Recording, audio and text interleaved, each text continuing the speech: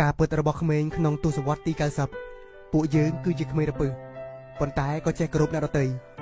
ពួកយើងគឺជាចំនួនចុងក្រោយដែលធំធាត់ឡើងមកដោយគ្មានប្រព័ន្ធផ្សព្វផ្សាយសង្គមពួកយើងលេងក្រៅផ្ទះតាំងពីព្រឹករហូតដល់ល្ងាចពេលវេលានេះទើបត្រឡប់ចូលផ្ទះវិញ